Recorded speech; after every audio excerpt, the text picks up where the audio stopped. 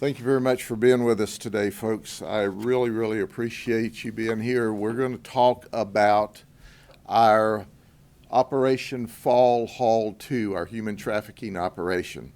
Now, at the conclusion of that, we've had an event just occur at the state level, and the Secretary of the Department of Corrections has asked me to make a statement about that, so there'll be a separate topic after this human trafficking operation press release is complete.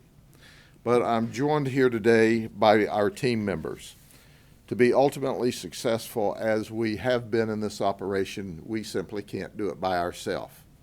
It takes the police agencies and our colleagues from social services to be able to do a complete human trafficking operation, because what we're after today and every day that we do one of these operations is to find the victims of human trafficking. To do that, you have to cast a wide net, and that's what we did. We were joined by the Haines City Police Department, and Chief Greg Gork is here today with us. The Lake Wells Police Department is represented here today. The Davenport Police Department and Interim Chief Bill Schrader is with us. The Bartow Police Department and Captain Michelle Smith is with us. The Winter Haven Police Department is represented by Lieutenant Derek Blanton.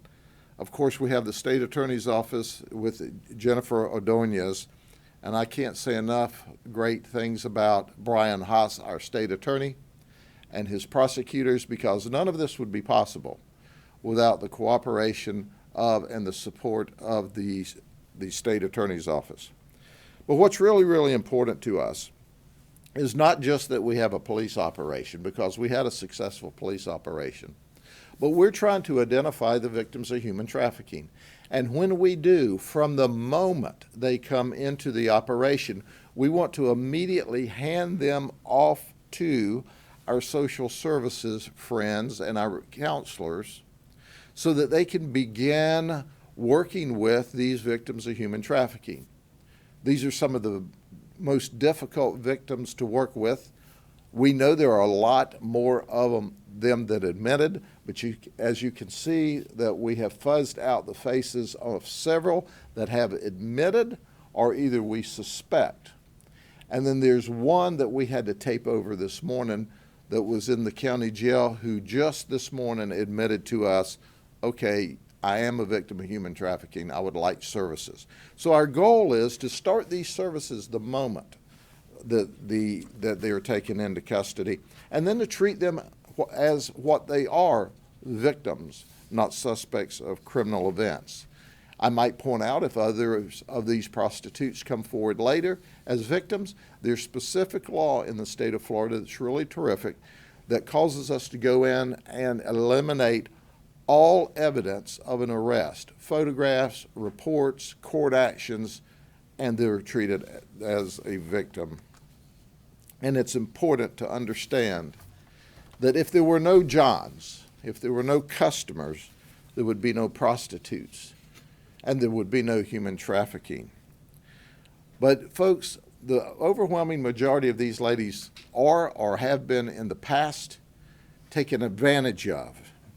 You know, they used to call them, oh, he's the one who provides for me. He's the one that gives me a ride.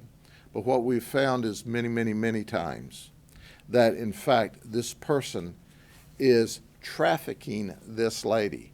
He's making a profit off of her. He is controlling her very life. As I said, some of these victims are hardcore because they've learned that these traffickers control their very life, what they wear, where they live, their drugs, their food, their entire life. We've got to break all that down. So having services on site to deal with this is very important. So we made 160 arrests in only 7 days. 160 arrests. That was 86 prostitutes, 65 Johns, and then there were 9 others, 2 of which I'm going to talk about briefly, that were caught up. We charged during this operation 52 additional felonies, 216 misdemeanors. But of this group of folks that we see here today, they had already amassed collectively 419, I want to say thousand, but it's 419 previous felonies. You would think I'd learn to read this, okay? There's not zeros at the end of it. 419 previous felonies, 619 previous misdemeanors. So many of these people were already well known to the criminal justice system. Only 16 of the 160 were from Polk County. I think the people of Polk County are about to get the message that if you come here and violate the law, we're going to put you in jail, and Brian Haas and his prosecutors are going to prosecute you. So we're pleased that it was only 16 of 160. Central Florida needs to catch a clue. If you come here to commit crime, you're coming here to go to our jail. But in addition to that, we have 3 of the men that are here for deriving proceeds. We suspect they're human traffickers. We don't have enough evidence to charge them with that at this time. They're still under investigation. But as we start with our folks that we're going to show you today, our cards, I want to start with a blank card. I want to talk about this lady because we must educate the community to understand that many of these ladies that are victims have had a really tough life. And we're trying to break the cycle. This particular lady was the victim. She walked into our undercover operation. She was 10 weeks pregnant. She said she had been taking drugs, and specifically fentanyl, and hoping and praying that naturally she could abort the baby. She didn't want the baby. It was an unwanted pregnancy. That's some of the sadness that we see. She also received a text while she was in our custody from someone that said, quote, "Just promise me you'll be careful. Get out of that place because that is Polk County. Get out fast." Well, it's too late. She was already in custody. But that was a good thing because we have identified her as a victim, and if she'll accept the services of these wonderful ladies that's behind us, we can make a positive difference in her life. She's from Fern Park, Florida, and that's over near Seminole County. Now, as you know, this is Deputy Police Chief Jason Deprima. We talked about him earlier this week because it had leaked out to the media and they showed significant interest because he's the Deputy Chief of Police in Cartersville, Georgia, where he managed to embarrass his organization, himself, and his family. And this is what he looks like when he's under arrest. We talked about him last week. I won't talk any more today other than to tell you that he resigned from the police department. He is no longer a police officer in Cartersville, Georgia, and he needs to work on reconstructing his life with his family. He did a very mean, nasty thing to his family, and he certainly embarrassed all the people of Cartersville. I think it's important that I underscore that the Cartersville Police Department is a very professional police department in Georgia, and they didn't deserve what Jason did. And he lost his career over it. He has resigned. So with that, it must have been Government Day or Government Week at Fall Hall 2 because Jason was not the only person in law enforcement to get arrested. This is Keith Nieves. He's 24. He's a state corrections officer. He works for Lake Corrections, Lake CI. He's been there 2 years.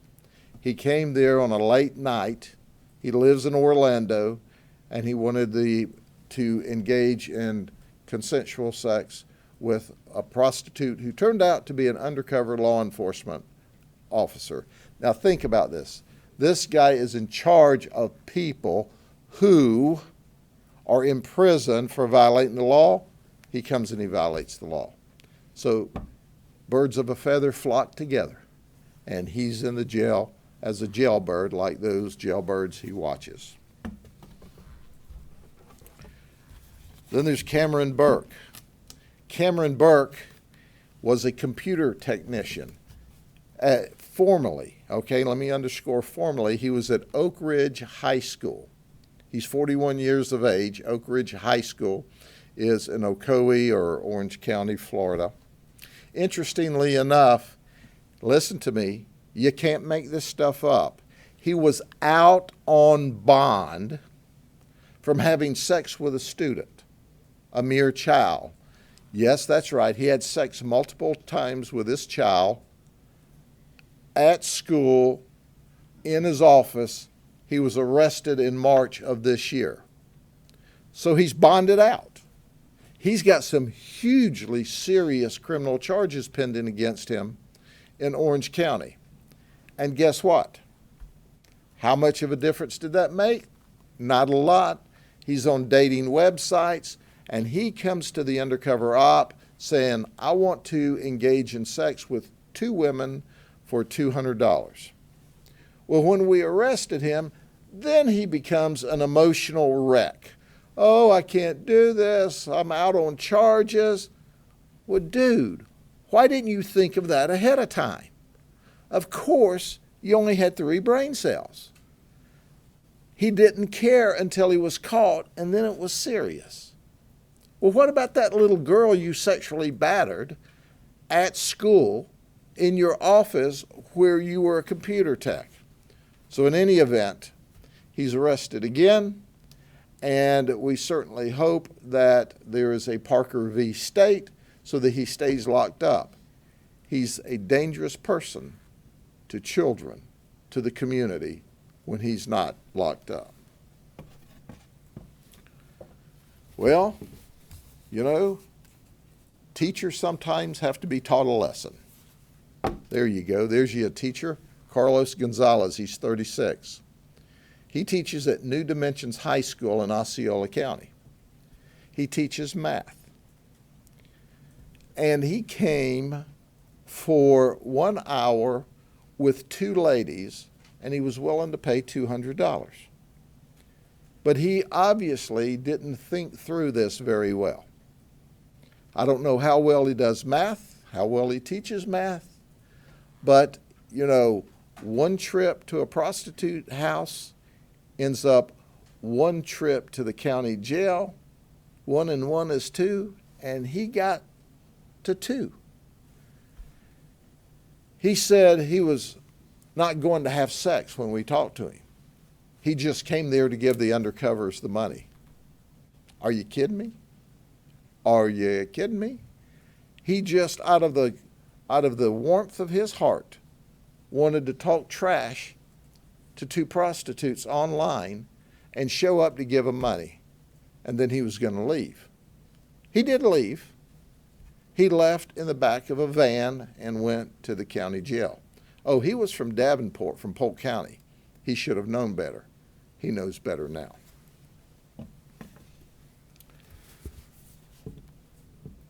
Guess who this guy is? School teacher. Got us another one. Yep, John Layton. He's 26. He was a teacher at West Orange High School in Orange County. When he showed up, I just love this. You want to go, what are you thinking, man? What are you thinking? Well, you're not thinking. He was wearing the high school track shirt. I didn't stutter. He was wearing the high school track shirt. And he came there and he wanted sex for $40. And he saw our undercover agent and said, wow, wow, wow, wow, I'll take $100 worth of that. Well, what he got was $100 worth of a trip to the county jail. So he's in jail. Maybe he and the math teacher can talk about, how did you get here? Well, 1 and 1 added up to 2. He said, well, you know, I'm a track coach. I sprinted my way to jail. I don't know what they'll talk about, but they had an opportunity. Not only that, are you ready for this? Then he asked the detectives, how long is this going to take? He said, I got track practice in the morning. No, the students have track practice in the morning. You've got jail practice in the morning. You're not going to any practice. Well, that was the end of our government, folks, for the time being. But then we had a male prostitute show up, okay?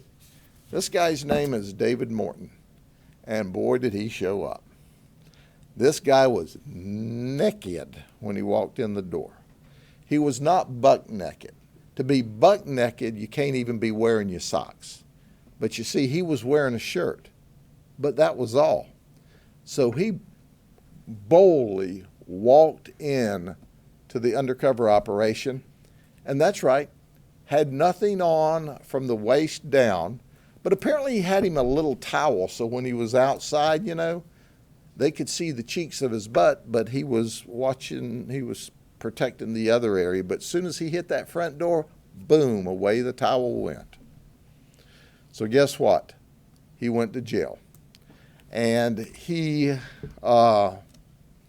is just a bad guy. He's from Orlando, Florida, too.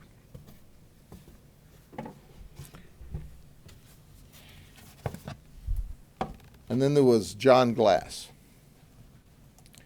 John Glass is 61 years of age. He's from Verona, Kentucky. But he has a vacation home in Kissimmee. His wife was in Kissimmee at the vacation home when he eased away and showed up at our undercover operation. I don't know if he showed up on time or not, like his pizzas, because he owns Domino's pizza franchises in Kentucky. You order what you want on the pizza. Well, he ordered what he wanted, and then he arrived, they told me, on time. So I guess his training of delivering pizzas or having his staff deliver pizzas on time, he transferred that over to us. But listen, we didn't give him any pizza. We don't serve any pizza at the jail, but certainly he felt like he had gone through a pizza oven by the time he had gotten arrested, got to go to jail. But he was an honest sort of Domino pizza franchise owner. He said, well, I've done this 4 times in the past. Well, have you discussed this with your wife? Did you get her permission? Did she say, go, boy, go? Apparently not. So he told her, he says, I'm paying for an hour of sex, but I think 15 minutes is all I'll need. He's just going to give her a tip, I guess, kind of like the pizza delivery guy.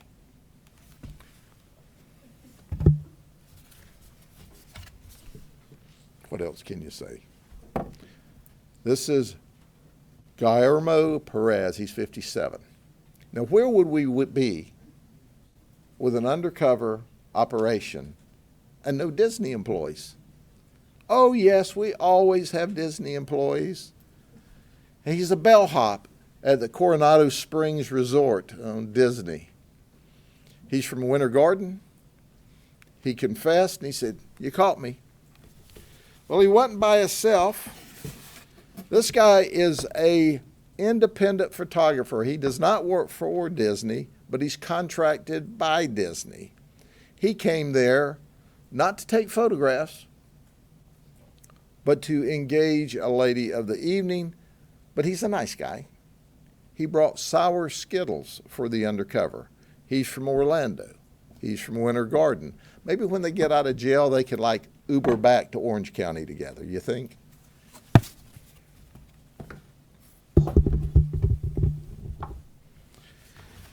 So here's Shanace Blake. I want to make it abundantly clear she did not come there to have sex, even though she went on this website, but she showed up with, you're not going to believe this, a pound of marijuana to sell. That's right, $1,900, she sold a pound of marijuana. So who drove her there? Her boyfriend, Curvins Felix, he's 29. What did they bring beside a pound of marijuana? Their 2-year-old baby. No car seat, not secured, but a 2-year-old baby. Brought a 2-year-old baby with them. That's not cool. So both of them went to jail. The 2-year-old baby was recovered and is on the way back to the family. Then there's Ariel Palmore. She really likes our undercover operations.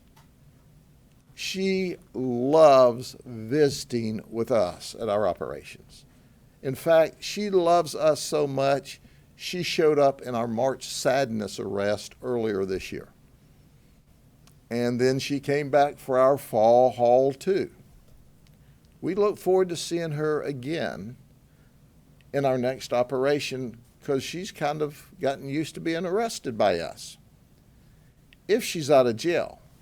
But when we look back at her felony charges, okay, she says she's in cosmetology. But in 2009, she was charged with murder. It was dropped to robbery with a firearm. She got 1 year and a month and 6 years probation.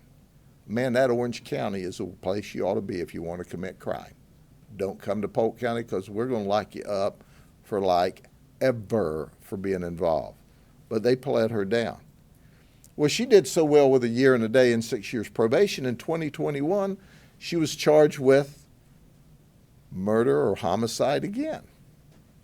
And that charge was dropped or abandoned in Orange County.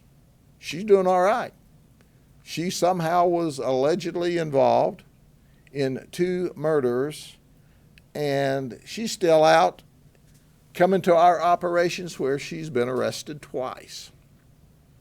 She has a very, very violent history.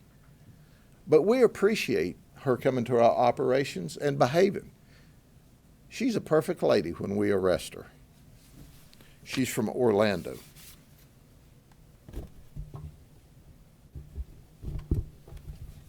Our next one, where would we be without an alleged gang member? That's right, he says he's a member of a gang. He's from St. Cloud over in Osceola County. He said he was supposed to be the prostitute in this event, and he came over to engage in sexual conduct with a lady, ostensibly, while the husband watched. Surprise. That's not what it was. It was a sting, and you got stung on your gang rear end. When we arrested him, he was armed with a handgun in his waistband. Newsflash, he's a convicted felon. He's not supposed to have firearms, but he had one. He has a history of violent and nonviolent past. Now, folks, our goal is to try to send him to prison for carrying a concealed firearm by a convicted felon. Not only the charges that he has in front of him. So today, we have asked our colleagues who would like to present. Our police chief said, hey, Sheriff, you got it.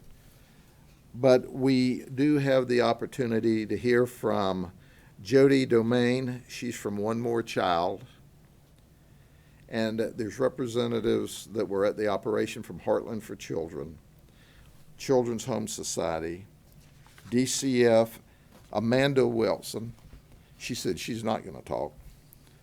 Saleha Freedom was with us, and Dr. Marianne Thomas from My Name, My Voice. So we'll start with Dr. Thomas, and then next Jody Domain will speak.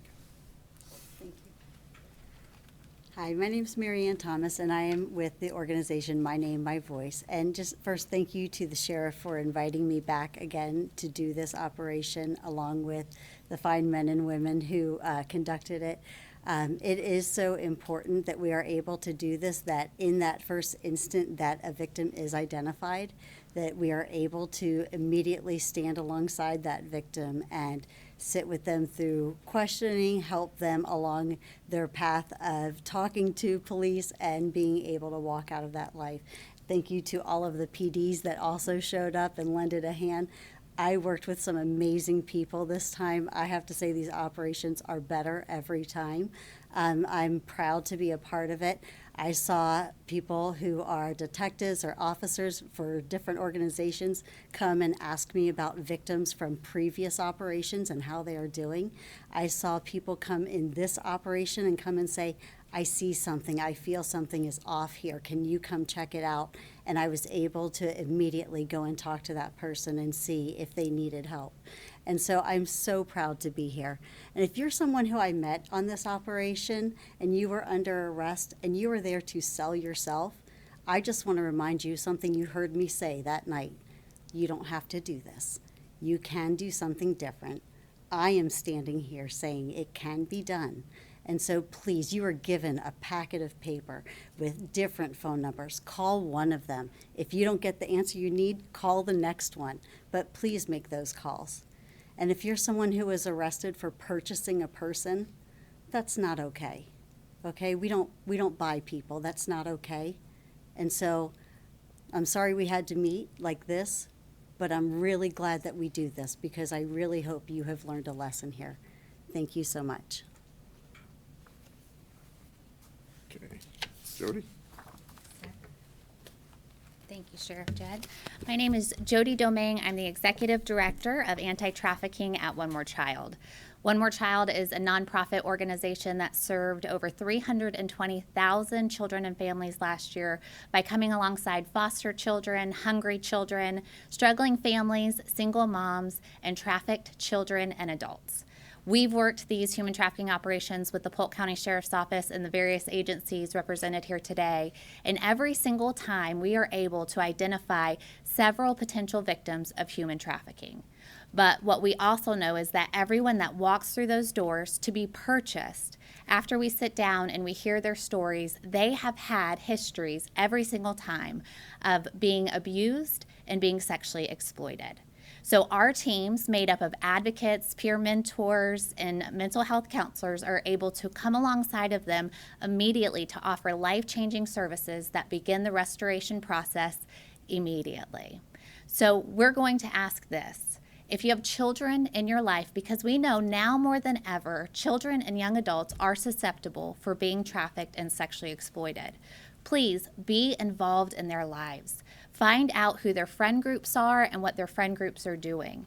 Find out what they're doing on the internet. Check out their social media apps, monitor them, find out what websites they're frequenting. And please learn the signs to identify human trafficking and grooming. And once you identify it, please intervene by reaching out to the Polk County Sheriff's Office and your local law enforcement agency, and if it's a child, DCF, Department of Children and Families.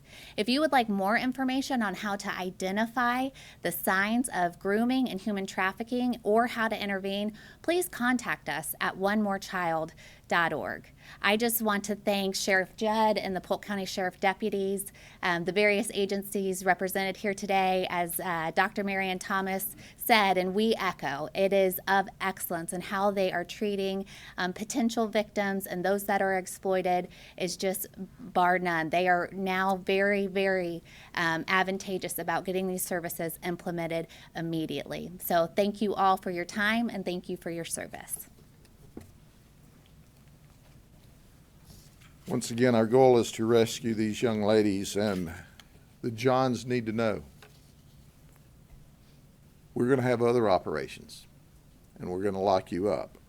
And there is a mandatory $5,000 fine that goes with a conviction. And we are going to go after people who go after these ladies who have been trafficked, these prostitutes, these victims, all whatever status they claim in life, we're going to go after them. And the reason we're going to go after the Johns is because we know the vast majority of these ladies that aren't cooperating are in fact victims. And we're not going to give up on these ladies who we believe are victims either.